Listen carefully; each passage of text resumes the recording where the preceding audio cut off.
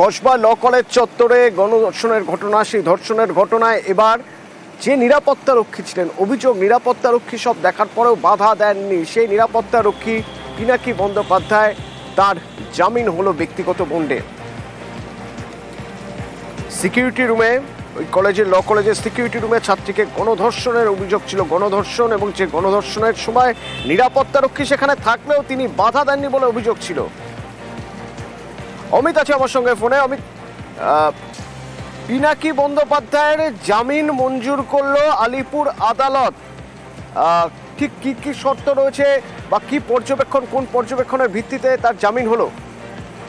দেখো, পিনাকি বন্দ্যোপাধ্যায় কসবা গণধর্ষণকারী নিরাপত্তারক্ষী, তাকে গ্রেপ্তার করা হয়েছিল। মূলত নিরাপত্তারক্ষী মহাশাসক কেন বাধা দিয়েছিলেন না, এমনটা কিন্তু অভিযোগ ছিল।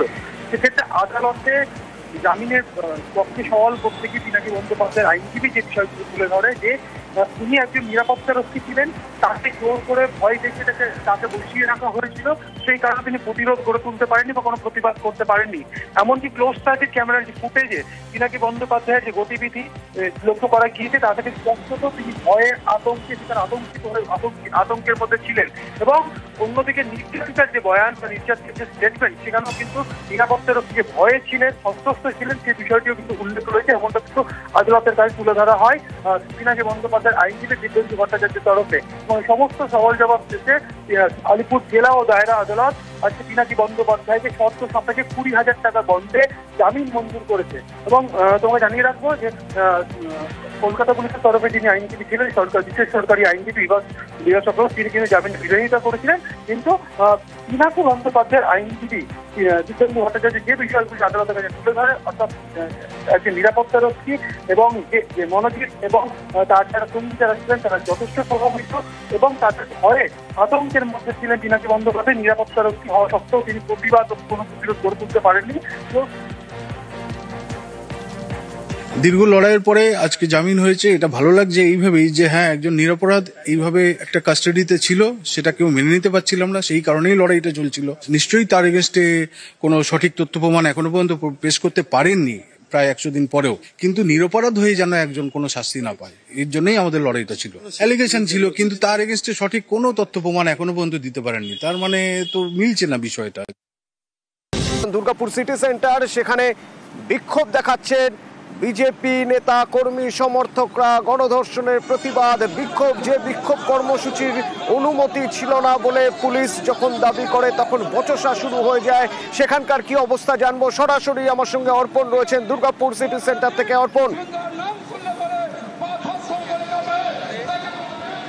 দেখো, একেবারেই আমি যেখানে দাঁড়িয়ে রয়েছি ঠিক আমার পেছনেই কিন্তু ধর্ণা মঞ্চ তৈরি করা হয়েছে, যেখানে শুভেন্দু অধিকারী উপস্থিত রয়েছেন এবং নির্যাতিতার বাবা তিনিও উপস্থিত রয়েছেন। এবং এই মঞ্চ তৈরিকে কেন্দ্র করেই বিতর্ক, কারণ পুলিশের তরফ থেকে জানানো হচ্ছে যে এই মঞ্চ তৈরির জন্য কোনো অনুমতি নেওয়া হয়নি। অপরদিকে কিন্তু বিজেপির কর্মী সমর্থকরা তারা একেবারেই পুলিশের সাথে বচসা এবং ধস্তাধস্তিতে রীতিমতো জড়িয়ে পড়ে এবং সেখানে কিন্তু চরম উত্তেজনা সৃষ্টি হয়। এবং পুলিশের তরফ থেকে কিন্তু বিশেষ ফোর্স মোতায়েন করা হয়, এখানে কমব্যাট ফোর্স ইতিমধ্যে মোতায়েন রয়েছে। কিন্তু পুলিশের তরফ থেকে সাফ জানিয়ে দেওয়া হচ্ছে যে অনুমতি ছাড়াই কিন্তু এই মঞ্চ তৈরি। অবশেষে কিন্তু শুভেন্দু অধিকারী এই মঞ্চে পৌঁছায় এবং তিনি বক্তব্য রাখছেন এবং পুলিশ যথেষ্ট কিন্তু তৎপর রয়েছে, কারণ একেবারেই কিন্তু দেখা যাচ্ছে যে কমব্যাট ফোর্স এই গোটা এলাকাকে ঘিরে রেখেছে। এবং এই নিয়েই কিন্তু পুলিশের সাথে কিন্তু বিজেপি কর্মী সমর্থক এবং বিধায়ক লক্ষণ গড়ুই বচসায় জড়িয়ে পড়ে এই অনুমতি বিতর্ক নিয়ে। এর পরেই কিন্তু ধস্তাধস্তি রীতিমতো, তারপরেই কিন্তু পরিস্থিতি উত্তপ্ত হতে থাকে এবং শুভেন্দু অধিকারী কিছুক্ষণের মধ্যেই কিন্তু এসে পৌঁছায় এবং তিনি ইতিমধ্যেই কিন্তু বক্তব্য রাখছেন এই মঞ্চে। অতনুদা, অনুপ সঙ্গে থাকো অনুপ। শুভেন্দু অধিকারী বলছেন এই ধর্ণা মঞ্চ থেকে রীতিমতো পুলিশকে চ্যালেঞ্জ ছুটছেন বিরোধী দলনেতা, রাজ্যের বিরোধী দলনেতা বলছেন যে যদি এই ধর্ণা মঞ্চ পুলিশ ভাঙে তাহলে আবার গড়বেন। চ্যালেঞ্জ ছুড়ে দিলেন পুলিশের দিকে।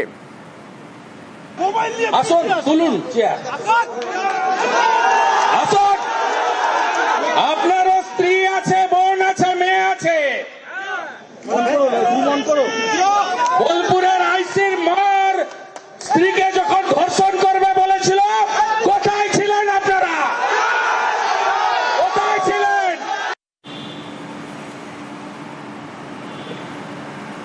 এখানে রীতিমতো বিক্ষোভ দেখাচ্ছেন, সেখানে শুভেন্দু অধিকারী রয়েছেন লক্ষণ গড়ুই।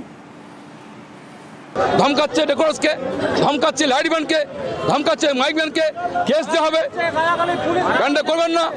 আমরা বলেছি মানুষেরকে নিয়ে প্রোগ্রাম করছি, বাংলায় মানুষ তৃণমূলকে প্রত্যাখ্যান করেছে, তার পরিবর্তন চাইছে।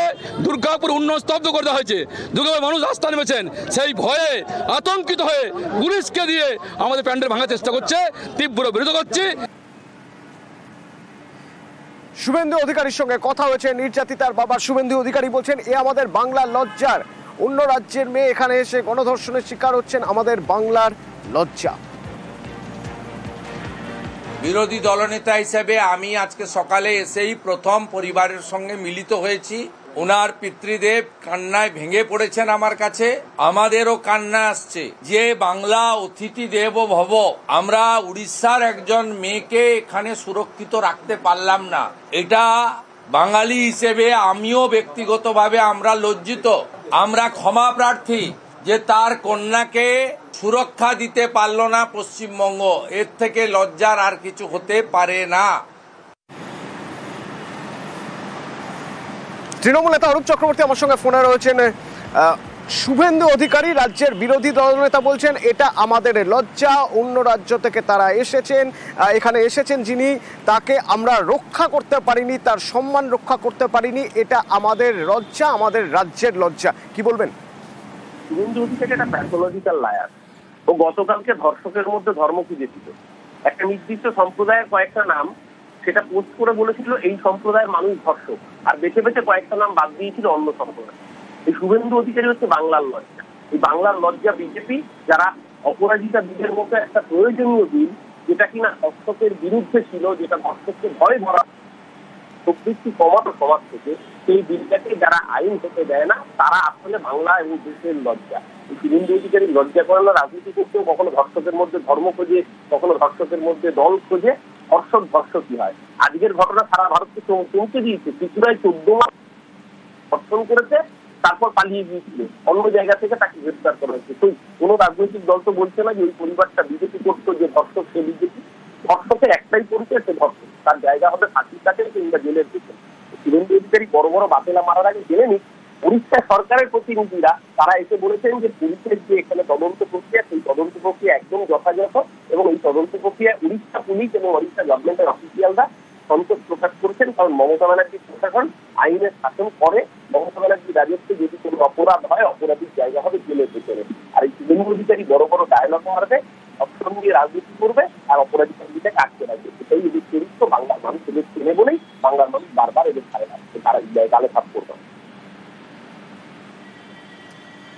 ধন্যবাদ। গতকালই ঘটনার নিন্দা প্রকাশ করেছেন মুখ্যমন্ত্রী মমতা বন্দ্যোপাধ্যায় এবং পুলিশকে কড়া পদক্ষেপের নির্দেশ দিয়েছেন। বাংলায় আমরা জিরো টলারেবল, আমরা এখানে কোনো রকম টলারেট করি না। আর তারপরে বিভিন্ন রাজ্যের ছেলেমেয়েরা যেখানে পড়তে আসে, আর প্রাইভেট মেডিকেল কলেজেরও একটা দায়িত্ব আছে তাদের স্টুডেন্টদের টেক কেয়ার করা। ঘটনাটা নিন্দনীয়, আমি ঘটনাকে সাপোর্ট করছি না, যে যেখানেই যেতে পারে তার অধিকার, কিন্তু সবার একটা, যারা হস্টেলে থাকে তাদের একটা সিস্টেম আছে, এবং আমি পুলিশকে বলেছি স্ট্রিনজেন্ট অ্যাকশন নিতে। Nobody will be spared.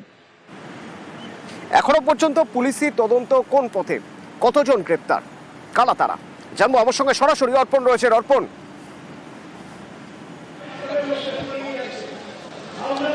দেখো একেবারেই কিন্তু এখনো পর্যন্ত পুলিশ 4 জনকে গ্রেপ্তার করেছে এই ঘটনায়, এবং যেটা জানা যাচ্ছে এই 4 জন স্থানীয় যে গ্রাম রয়েছে, অর্থাৎ একেবারেই যে আইকিউ সিটি মেডিকেল কলেজ হাসপাতাল, তার পাশেই বেশ কয়েকটি গ্রাম, সেই গ্রামেরই তারা বাসিন্দা, তারা সাধারণ স্থানীয়, এবং সেখান থেকেই কিন্তু পুলিশ প্রথমে 3 জনকে গ্রেপ্তার করে, তারপরে আরও 1 জনকে গ্রেপ্তার করে।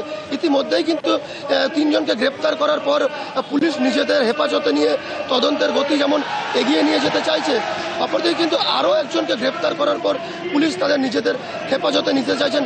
যদিও এখনো পর্যন্ত 1 জন এই ঘটনায় অধরা রয়েছেন, এবং নির্যাতিতার যে বন্ধু, তাকে কিন্তু পুলিশ আটক করে জিজ্ঞাসাবাদ চালাচ্ছে। সে কিন্তু পুলিশি হেফাজতে রয়েছে, কারণ তার কাছ থেকেও বেশ কিছু তথ্য পুলিশ সংগ্রহ করছেন এবং গোটা ঘটনায় এখনো পর্যন্ত 4 জন গ্রেপ্তার। 4 জন গ্রেপ্তার এখনো পর্যন্ত ঘটনা, এবং পুলিশের তদন্তে সবচেয়ে বড় হাতিয়ার এক্ষেত্রে ক্লোজ সার্কিট ক্যামেরার ফুটেজ। প্রায় 1.5 ঘন্টার ক্লোজ সার্কিট ক্যামেরার ফুটেজ তদন্তকারীদের নজরে।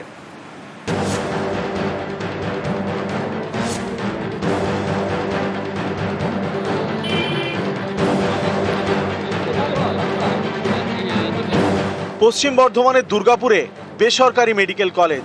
শুক্রবার রাতে এই মেডিকেল কলেজের 2য় বর্ষের ছাত্রীকে গণধর্ষণের অভিযোগ। ছাত্রীর বাড়ি ওড়িশার জলেশ্বরে, থাকেন দুর্গাপুরে কলেজের হস্টেলে। হস্টেলের কাছে জঙ্গলে ডাক্তারি পড়ুয়াকে গণধর্ষণের অভিযোগ। এই ঘটনায় ছাত্রীর এক সহপাঠী এবং আরও 5 জনের বিরুদ্ধে দুর্গাপুর নিউ টাউনশিপ থানায় শনিবার গণধর্ষণের অভিযোগ দায়ের করা হয়। এরপরেই ধরপাকড় শুরু করে পুলিশ।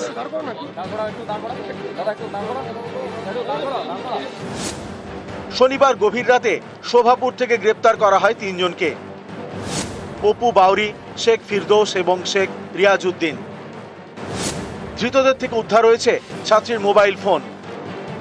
আপনারা কি অভিযোগ স্বীকার করছেন? করছেন না? কি হয়েছিল, ঘটনাটা কি হয়েছিল? উনি যে অভিযোগ সম্পূর্ণ মিথ্যা, আমরা কোনো নয় রেপ এইটুকুই জানেন। গণধর্ষণের অভিযোগের তদন্তে পুলিশের নজর সিসি ক্যামেরা ফুটেজে।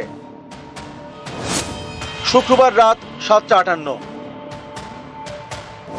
ছাত্রী এবং তার সহপাঠীকে ক্যাম্পাস থেকে বেরোতে দেখা যায়। রাত 8:42 মেডিকেল কলেজের ক্যাম্পাসে একাই ঢোকেন ছাত্রীর সহপাঠী। কয়েক মিনিট ঘোরাঘুরি করেন। 8:48 ক্যাম্পাস থেকে বেরিয়ে যান। 9:29 ছাত্রীকে নিয়ে ক্যাম্পাসে ফেরেন তার সহপাঠী বন্ধু। রাত 9:31 গার্লস হস্টেলে ঢুকেন ছাত্রী। তারপরেই তার সহপাঠীদের সঙ্গে আলোচনা করে তারপরে অভিযোগ করা হয় এবং তারপরে অসুস্থ হয়ে পড়ে ওই ছাত্রী। তাকে তার এই বেসরকারি মেডিকেল কলেজেই ভর্তি করা হয়। কালকে থেকে একটু ভালো আছে। কালকে তো দেখা হয়েছিল কমিশনার সঙ্গে, ডিএসপির সঙ্গে। এই মুহূর্তে কি চাইছেন আপনারা? আমি ন্যায় চাইছি। এই জঙ্গলে ডাক্তারি ছাত্রীকে গণধর্ষণ করা হয়েছে বলে অভিযোগ। জায়গাটি ঘিরে দেয় পুলিশ। জঙ্গলে ড্রোন উড়িয়ে তল্লাশি চালানো হয়। 2 জন ফরেন্সিক বিশেষজ্ঞ তারা দুর্গাপুর শহর থেকে তারা এসেছেন এবং দেখতে পাচ্ছেন যে তারা একদম প্রত্যেকটা জায়গায় পুরো জরিপ করছেন। পুরো এলাকাটাকে কর্ডন করে রাখা হয়েছে এবং এই যে পরাণগঞ্জ যে জঙ্গল, সেই জঙ্গল সেখানে লেজার ম্যাপিং করা হচ্ছে এবং দেখা হচ্ছে যে কোথা থেকে কতটা দূরত্ব ছিল, সেই সমস্ত দূরত্ব মাপা হচ্ছে এবং কোথাও কোনো রকম নমুনা রয়েছে কিনা, সেদিনকার ঘটনার সেই ঘটনার নমুনা রয়েছে কিনা, সেই গোটা বিষয়টাও খতিয়ে দেখা হচ্ছে। ভালো করে দেখা হচ্ছে। 3 জনকে কোর্টে ফরওয়ার্ড করা হয়েছে। আজকে 3 জনকে অ্যারেস্ট করা হয়েছে। তদন্ত চলছে। Everything is doing according to all the protocol. ক্যামেরায় কাঞ্চন ভৌমিকের সঙ্গে অর্পণ চক্রবর্তী এবং অভিজিৎ চন্দ্র, নিউজ 18 বাংলা। না স্যার, এইসব কেসে ছিলাম।